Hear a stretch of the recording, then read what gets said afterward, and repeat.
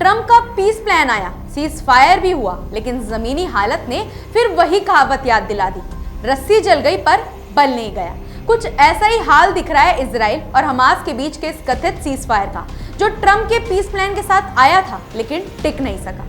अभी कुछ दिन भी नहीं बीते थे कि फिर से गाजा पर धमाके गूंज उठे और इजरायली प्रधानमंत्री बेंजामिन नेतन्याहू ने हमास पर समझौता तोड़ने का आरोप लगाते हुए सेना को जोरदार हमले करने का आदेश दे दिया। कहा गया कि हमास ने एक बंधक का शव लौटाने के बाद इजरायली सैनिकों पर गोलियां चला दी थी, जिससे नाजुक समझौता ताश के पत्तों की तरह बिखर गया। असल में ट्रंप का यह शांति समझौता शुरू से ही हवाबाजी था। ना तो हमास तैयार था हथियार छोड़ने को और ना ही इजराइल को किसी स्थायी हल में दिलचस्पी थी।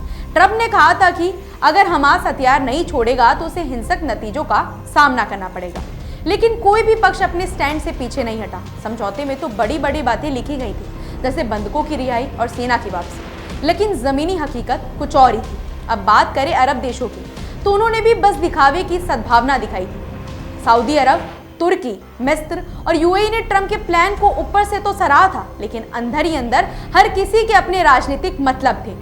सऊदी अरब ने पाकिस्तान के साथ डिफेंस पैक्ट करके इजराइल को नाराज किया, जबकि तुर्की ने ईरान के प्रॉक्सी ग्रुप से टक्कर लेने के लिए इस प्लान को सपोर्ट किया। मिस्र और यूएई ने वॉशिंगटन की दोस्ती बनाए रखने के लिए हामी तो भरी, लेकिन चुपचाप इस समझौते की कमियों पर चिंता भी जताई। यानी इन देशों के लिए ट्रंप के शांति प्रस्ताव का समर्थन करना सिर्फ राजनयिक दिखावा था, ना कोई कमिटमेंट, ना कोई ठोस कदम, बस बिना जोखिम की भागीदारी। अब जरा जमीन पर नजर डालते हैं, जहां सच्चाई सबसे ज्यादा साफ दिखती है। इजराइल की नेतन्याहू सरकार खुद इस राजनीति पर टिकी है, जो इस जंग को लंबा खींचने में यकीन रखती है। अगर वो कोई बड़ी रियायत भी दे दे तो उनकी अपनी सरकार पर खतरा मंडरा सकता है। यही वजह है कि उन्होंने कभी भी फिलिस्तीनी राज्य के गठन का समर्थन नहीं किया। ट्रंप का यह शांति प्लान तो हमास और फिलिस्तीनी अथॉरिटी दोनों की आवाज को पूरी तरह नजरअंदाज करता है, इसलिए इसे जनता की ओर से कोई वैधता भी नहीं मिली। समझौते का ऐलान तो हो गया था, लेकिन सबसे अहम सवाल, गाजा के पुनर्निर्माण के लिए पैसा कौन देगा, इसका जवाब किसी के पास नहीं था। ट्रंप ने साफ इनकार किया, नेतन्याहू तैयार नहीं और खाड़ी देश वादे से बचते रहे। यानी समझौता महज कागज पर था, जमीन पर उसकी कोई बुनियाद नहीं थी।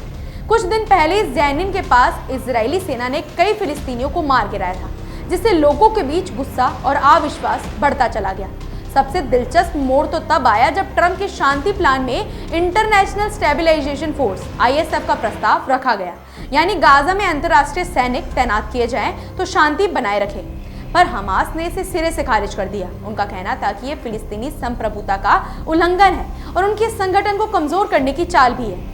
नेतन्याहू ने भी अपनी शर्तें रखी। उन्होंने कहा कि इजराइल ही तय करेगा कि कौन सी विदेशी फोर्स गाजा में स्वीकार्य होगी, और खासकर तुर्की को उन्होंने इसमें शामिल न करने पर जोर भी दिया था, क्योंकि तुर्की हमास का समर्थन माना जाता है। दूसरी ओर मिस्र ने भी बिना फिलिस्तीनी भागीदारी के किसी विदेशी फोर्स में सैनिक भेजने से साफ मना कर दिया।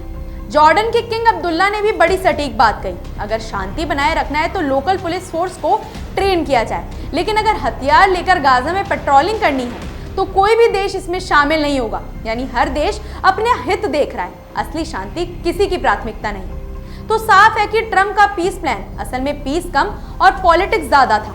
बिना भरोसे, बिना जिम्मेदारी और बिना जमीनी तैयारी के बना ये समझौता ज्यादा दिन चल नहीं सकता था। कहने को ये शांति की शुरुआत थी, लेकिन असल में ये सिर्फ कागजी शांति थी, जो पहली गोली चलते ही उड़ गई। फिलहाल ऐसी ही जानकारी के लिए जुड़े रहिए हमारे चैनल द इंडिया मूव्स के साथ।